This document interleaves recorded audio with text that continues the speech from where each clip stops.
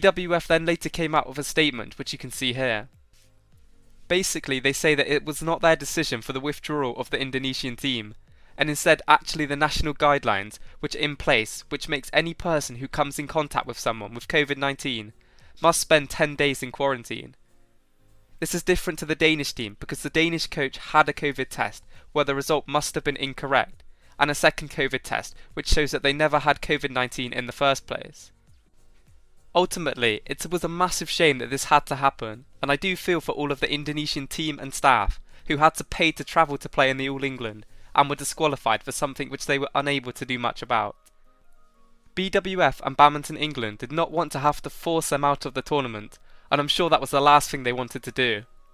However, one thing where I can blame the Badminton World Federation is for not telling the Indonesian team that they would require a 10-day quarantine before coming to the country to ensure this would never happen. This is something which Marcus Gideon explained a lot in a post he made.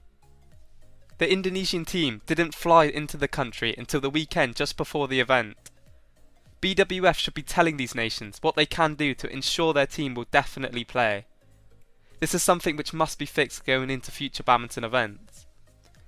I do think that it is extremely unfair to the players who couldn't compete, but ultimately after they were contacted by the National Health Service, there was nothing that could be done because that is the legislation and rules from the UK government.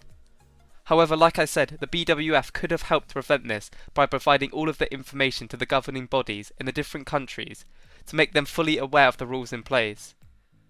In Thailand, all of the players had to have a 10-day quarantine before competing. I'm not sure why they didn't do this just for the All England too. Let me know in the comments what you guys think. I'm sure many of you, like me, were extremely disappointed to hear the news.